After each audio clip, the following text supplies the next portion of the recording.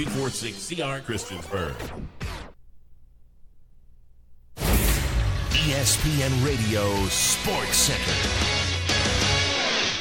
I'm Christine Lisi. At this hour, the Vikings, the apparent winners in the Kirk Cousins sweepstakes. ESPN's Adam Schefter reporting the quarterback plans to sign with Minnesota Thursday.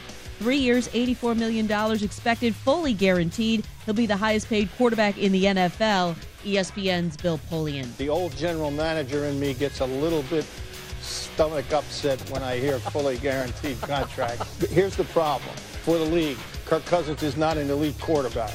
Absolutely not. Okay. One playoff game, no wins. So the numbers don't mean much. It's an accident of timing.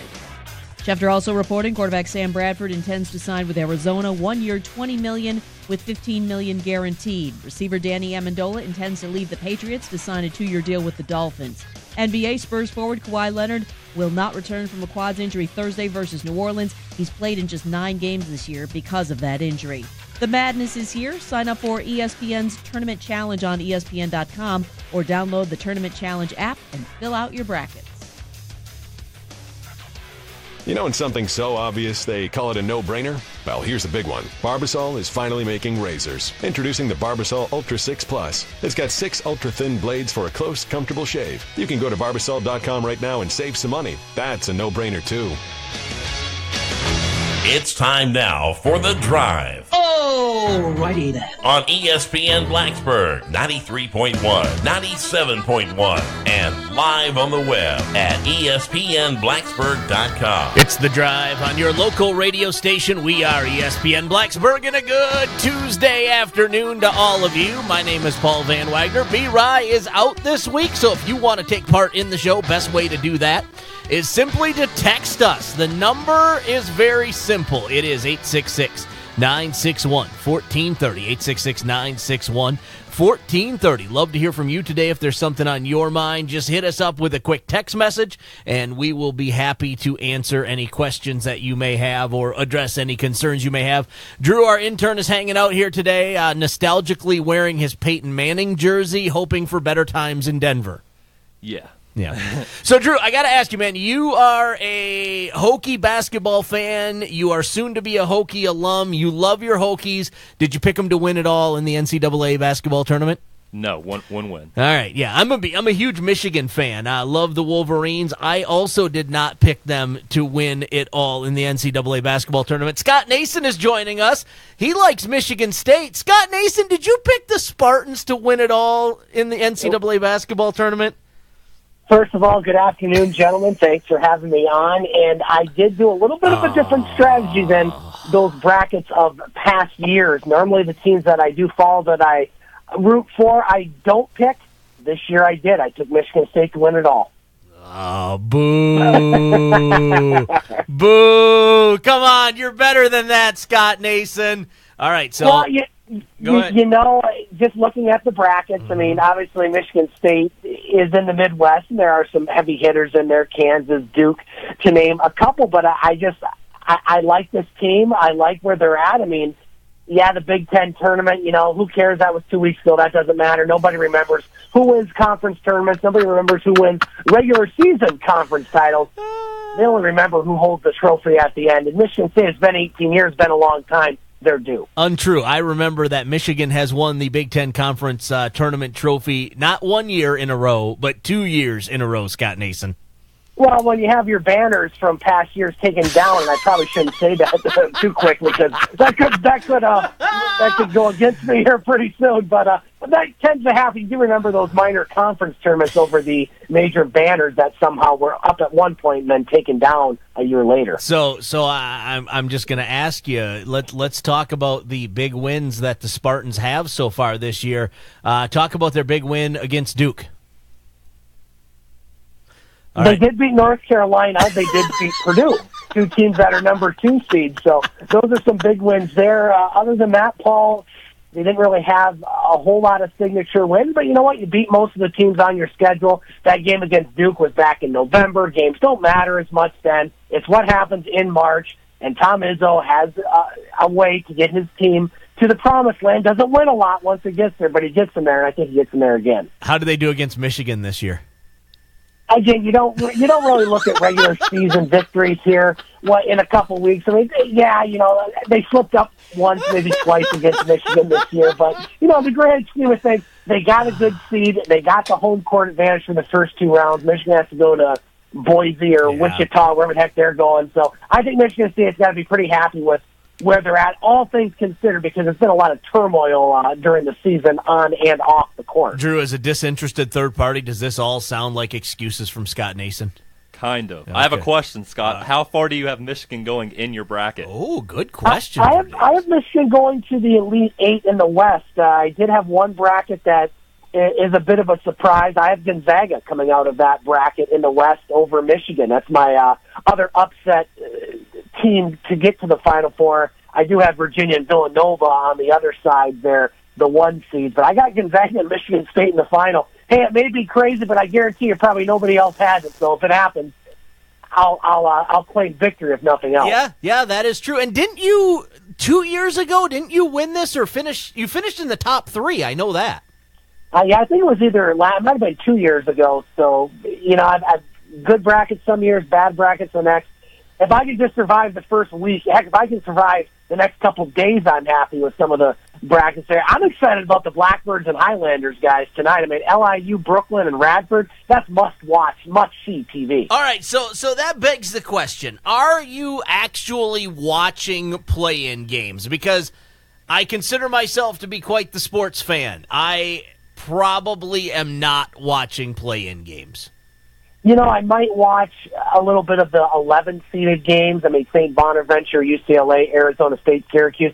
The 16 seeds, I mean, unless it's a team that's of local or even geographical interest here, am I going to watch LIU, Brooklyn, Radford? No. Am I going to watch NC Central, Texas Southern? No. But I might turn on Arizona State, Syracuse tomorrow night just to see who wins. And, in the brackets, it's difficult because, if you're picking an 11 over a 6 in those two, you got to have that 11 win, not 1 but 2 games, and so it can be pretty risky to take one of those teams. You really got to have a lot of faith, and so if I did take one of those teams, which I did not, I would watch it more. But to answer your question, I might watch a few minutes of the end of maybe the 11-seeded game. Well, here, of course, we have Radford being relatively close to us. We do have a lot of people here that have vested interest in that, and that's actually the only one of these games that really interests me. Like I don't feel like Syracuse belongs, so I'm not going to watch. I'm protesting Jim Boeheim in Syracuse. I don't feel like they belong in the tournament. I feel like there were some teams, Notre Dame, that belonged more so than Syracuse, yet somehow Syracuse got in. What were your thoughts, Scott, on the teams that were left out? Well, I agree with you. I think Syracuse was the one team that probably shouldn't have got in. I have some disagreements with Oklahoma, and boy, they were a 10 seed, so apparently they were solidly in, despite really looking bad over the past few weeks. Some people argue Arizona State shouldn't be in. They say USC should be in. You're going to have the coulda, shoulda, wouldas, but I think the one that you pointed out, Paul, I agree the most. Syracuse should not be in. Notre Dame should be in. I totally agree there. All right, so let me ask you this. We already know that you have Michigan State winning it all because you've been day drinking. You've said you have UVA and Villanova and then Gonzaga as your other Final Four teams. Do you have any surprise upsets? Do you have any of those 11, 12, 13 teams or 14 teams maybe going more than one round? Really, the only team that I have, a couple of them that are going to the Sweet 16, I like Nevada. I like Nevada out of the South. Looking at that one, I like them over Texas, the 10 seed, and I like them over Cincinnati, the 2 seed. I think Nevada just is one of those teams that you have to watch out for. They can shoot the lights out. I like Nevada advancing out of that bracket. And then I kind of have my blown-up bracket there in the Midwest on the Kansas side. I have a 12 and a 13 winning. I have New Mexico State over Clemson. I have Charleston over Auburn. Sorry, Charles Barkley. And I have New Mexico State coming out of the Sweet 16 in the Midwest. So those are my 2 surprises. The other big upset I'm hoping, at least for a couple ones, Marshall, the 13th seed over Wichita State. I like Marshall. It's a nice story. And I have Loyola Chicago, 11th seed over Miami. So those are some of my upsets.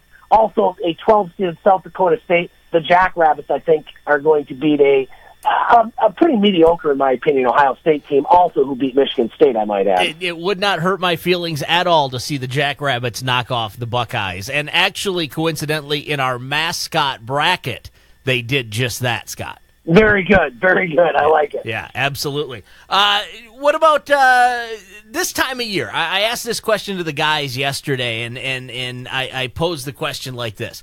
Is this the best sports time of the year? Absolutely. I mean, just with the NCAA tournament, 4 of my favorite days of the sporting calendar are the first 4 days of the NCAA tournament. Many of us have day jobs Thursday and Friday. That the moment those games start, you're frantically trying to not do work and trying to pay attention to these games in any way possible, and watching them all, starting at noon and running until 11 o'clock, going all the way to Sunday. You go from 64 teams to 16, and then you have, you also have the high school basketball playoffs going on. You have hockey playoffs. I mean, March is the most wonderful time of the year as far as sports, and it really, the NCAA March Madness, and someone that maybe follow college basketball not as closely as probably I should. This is where it's just a lot of fun. There's a lot of good stories. There's stories that you won't see. There's teams that you won't hear of that will all of a sudden be a big story by the end of the week. And it's just the one sport in college, and really the one sport at all, that has these just moments that just you really can't predict. It's a lot of fun, Paul. Most overrated team, in your opinion, in this year's NCAA tournament, Michigan State? Xavier. I don't know. Xavier is a 1 seed. I mean, do they have the resume? Yes, but I like Xavier when they're a lower seeded team. They seem to do better here. I think Xavier's the one team that, looking at it, Xavier Gonzaga. I have Gonzaga coming out of that bracket. I think Gonzaga is a good team. I think Xavier's a little underrated, or overrated, I should say. And I think Xavier's a team in, North Carolina, 2 seed. I mean, what were they, the 6th seed in the ACC tournament? Mm-hmm. I don't know if they deserve a 2 seed, but I think Xavier's kind of the one that I think is a little overrated. Watch out for Xavier, Florida State. That Florida State team is really tall. We had a chance to see them play here in Blacksburg, and that's a long team, and they could give Xavier problems in the second round of the tournament if Florida State can get past Missouri. Yeah, I think Xavier's probably the first 1 seed to go out. I mean, you look at Virginia. They look pretty strong. I mean, you have Arizona up there in Kentucky. I mean, that could be a really good Sweet 16 matchup. Villanova in their bracket. I mean, no offense to Virginia Tech, but that's going to be a tough tale against Villanova. I mean, if they get by a pretty good Alabama team. And then you have Kansas, I think, really, of getting to the Elite Eight, probably of all the 1 seeds, probably has the easiest road. I mean, you look at there, you have Auburn, Clemson, potential opponents. I mean, I don't think any of those teams are going to really jump off the page. But, yeah, I think Xavier, they could get knocked off in the second round. That wouldn't surprise me at all. Yeah, absolutely. Scott, where can our listeners hear more from you, sir?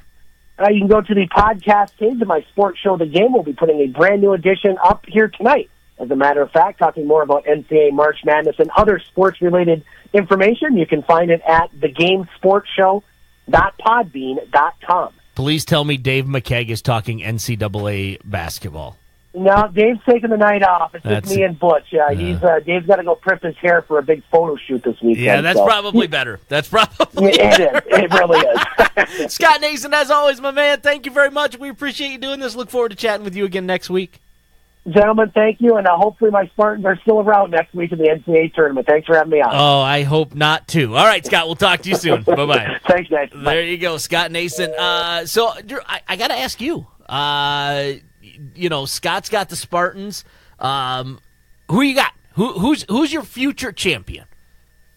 First of all, I want to say I actually would like a Michigan State championship just for you two to battle it out. That'd be amazing. In my opinion. It's funny because Scott and I, coming from different sides, probably have probably one of the best rivalry relationships when it comes to that. We both kind of know our role, but we still like to talk smack when the time comes. So he's had a tough year too. He has, yeah. My Final Four pretty bland, but in the end, it's going to be the one right. Not unfortunate to Scott. I don't see Michigan State going that far. I have Kentucky and North Carolina and playing, and then Villanova and Kansas, and Villanova beating North Carolina to win it all. No, I see no That's the beauty of this. Like, unless you look at our mascot bracket, like, there's really no wrong answer for these. You know what I mean? Like, if you just use even an oomph of common sense in this, like, you really can do fairly well picking these games. I mean, you're never going to get them all right, but nobody does. So that's the cool part. Big upsets for you? Anybody? You actually heard Scott mention it a little bit in the, I think it's the West. I'm going to have Missouri beat Xavier. I think Xavier is one of the most overrated teams that's played this season. They really only played two tough games, both against Villanova, both blowouts. So you have Missouri beating Florida State. I do. I think the return of their star is going to be big, and I think Xavier actually plays competition and they lose. Okay. They only played two tough games against Villanova this year, and both times they got blown out. Interesting. Very, very interesting. I feel like Florida State, I mentioned it with Scott, I feel like the size of Florida State could get them a couple of rounds. The problem is they don't seem to do well under the bright lights of the NCAA tournament. They get there. They don't seem to have a problem getting there. It's the doing well once they're there. It seems they have like the UVA later in the tournament problem. When UVA gets to about the Sweet 16, they're like, all right, we're out. We got as far as we could go. All right, so UVA. I love bringing this up here because obviously there is a lot of consternation when it comes to people and UVA around this area. How far do you have the Who's going? I have Virginia losing to Kentucky, and I think that would be the Elite Eight. Okay. I have them beating Creighton. I have Kentucky and Arizona, obviously. I don't see how that would not happen. Right. And then either way, I think whatever Wildcat team you pick there will get by the Cavaliers. Really? I do. Wow. Okay. And it's funny, we were talking about this the last time I was here about, at that point, Joe Lunardi's bracketology had Virginia just walking in pretty much. Yeah. Boy, if they didn't get a bad draw. They really did. They did. And there is a rhyme or reason to this, and Buzz explained it last year. So if you're the best number 1, you play the worst number 16.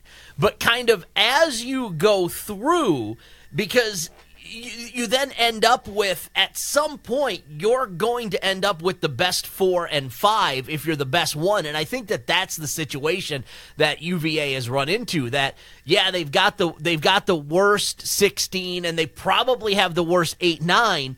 But then when you get beyond that, now it becomes a little tough. They have the worst number 2, in my opinion. I really think Cincinnati is overrated as a number 2.